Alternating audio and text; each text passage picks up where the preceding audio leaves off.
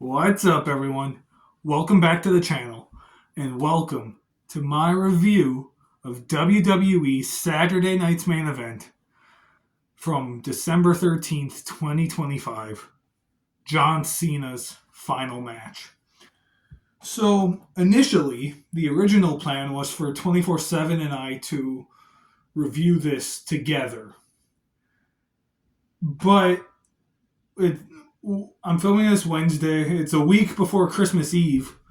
And with Christmas and everything coming up, I mean, we got tons of different Christmas presents sitting over here. Everything with Christmas coming up, it's getting kind of hard for the two of us to get together because we're just kind of busy with Christmas stuff going on.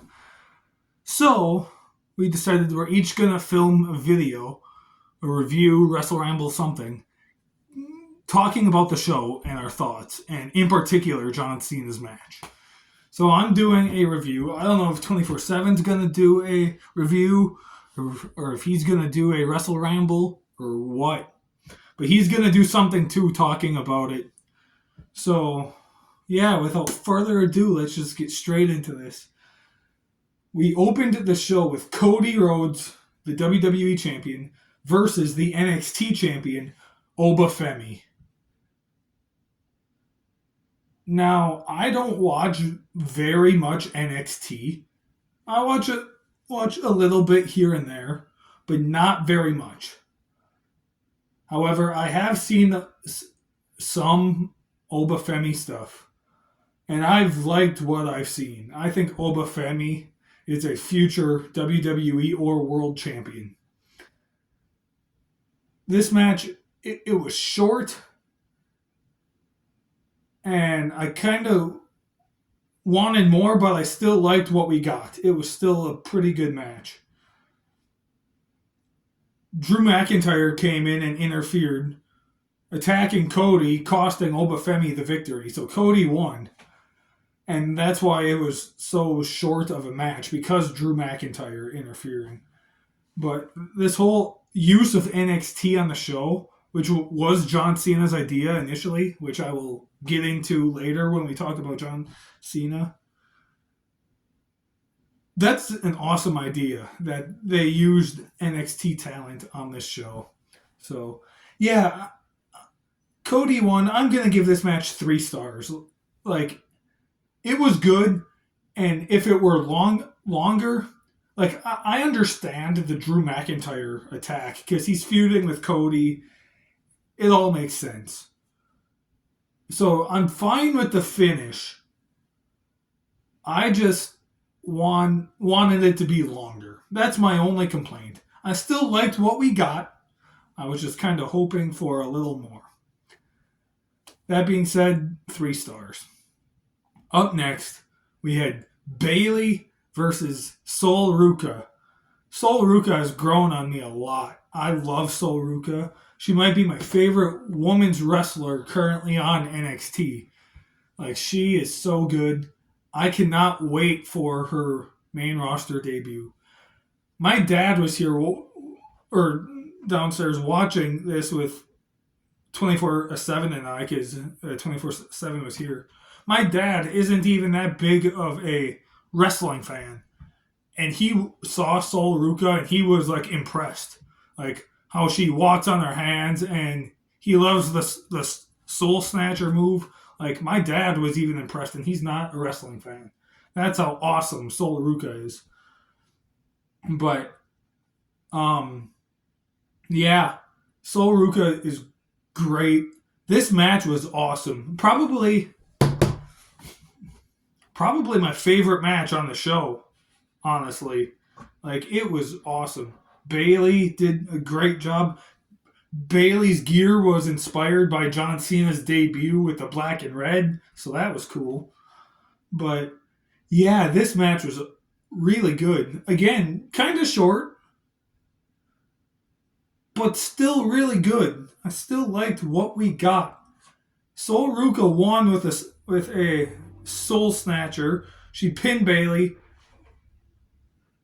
Bailey kind of kicked out of it and reversed the pin into a roll up, but then Sol Ruca reversed that roll up into a roll up of her own and won. So Sol Ruca wins the match. I'm going to give it 4 stars. To me, this was the best match on the card. I loved it. It was awesome. Up next, we had a tag team match where we had the World Tag Team Champions, AJ Styles and Dragon Lee, versus Javon Evans and the TNA X Division Champion, Leon Slater. This was awesome because not only do you have NXT talent represented on the show, but you've got TNA talent as well. And you have the current X Division champion facing the first ever X Division champion in AJ Styles. So that was kind of cool to see that. Yeah, this match is fun too. I do like Javon Evans. Again, I don't watch much NXT, but what I've seen of his, I've been very impressed. Like, he is so awesome. I feel like he could be another one. If he's called up soon, because he's been on Raw and SmackDown a couple times now. And if he's called up officially soon, give him a couple years and he could win either the US title, IC title. Like, I see a lot in Javon Evans. But yeah, this match was fun. AJ did sadly botch the phenomenal forearm. He slipped and fell on the springboard. Initially, I thought it was a work. Because I saw this video on YouTube from like 10 years ago where AJ was doing some indie show with the Young Bucks. And he botched the phenomenal forearm and turned it into a storyline for like 3 or 4 different matches. He turned the botched forearm into a storyline. And so every time I see him botch the forearm like that, I'm like, that's the first thing that pops into my head was that video of him turning it into a storyline. So I briefly thought, oh, is this a work? And then come to find out, probably wasn't. He just botched it. Which he probably botched because of the pressure and the situation and everything with it being John Cena's last match and facing NXT talent. He wanted Javon Evans and Leon Slater to look as best as they can. And with AJ Styles in there, you know that's going to be easy. So just with the pressure and everything, that's probably why it happened. But it didn't take away from the match at all because Leon Slater, being the professional he is, immediately went straight into a pin when AJ landed there. So props to him. But yeah, AJ Styles and Dragon Lee won this match. I'm going to give this one 3 stars as well. Like, I enjoyed it. It was a good match. Other than the botch, everything else was pretty good. Awesome, awesome match. But now, we're getting into the match that this whole show was based on. John Cena's very last match. So, he fought Gunther, the man who retired Goldberg earlier this year. Say what you want about the John Cena farewell tour. Say what you want about the finish to this match, which I will get into. At the end of the day, as long as John Cena is happy with how everything turned out, does it really matter how good it was? So, let's get into this match. Throughout the whole show, they would show clips and video packages of John Cena throughout his career and everything. And just such an awesome moment. Awesome video packages. Everything was just so cool. And I remember telling 24/7 like right before the match started, which, by the way, there was a little segment with The Miz, R-Truth, and Joe Hendry. I'm not going to get into too much detail on that because I want to talk about this match, but that segment was cool. But after that segment, I remember right before this match, I was telling 24/7, I said, dude, this is it. Let's just take this all in and just enjoy what we're about to see. Because after this match, our childhood is officially over. At least mine is. There's only 3 people right now, actually technically 4 people, right now in WWE that still wrestled over 20 years ago when I was a kid watching wrestling. Brock Lesnar, Randy Orton, Rey Mysterio, AJ Styles. AJ was in TNA, of course, but that's it. So I felt like my childhood was officially over after this match. And yeah, so John Cena comes out, makes his entrance. The fans are going wild, cheering him on, everything like that. The match is going on. It's a pretty good match. Gunther dominates kind of early on. John Cena hits an attitude adjustment. There's like 3 5-knuckle shuffles. The fans chant for all of them or do the thing. There was an attitude adjustment off of the stairs through the commentary table. There was another avalanche attitude adjustment. And then Gunther gets in some offense here and there. I think he hits Cena with a power bomb at one point. And then he hits Cena, or he puts John Cena in a sleeper hold. And this is where the match changes. He's got Cena in a sleeper hold for quite a few minutes. And Cena gets out of it a number of different times.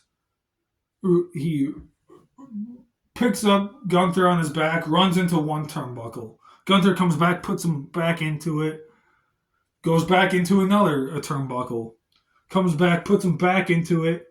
Eventually, Cena gets out of it, hits another attitude adjustment, the final attitude adjustment he may ever hit.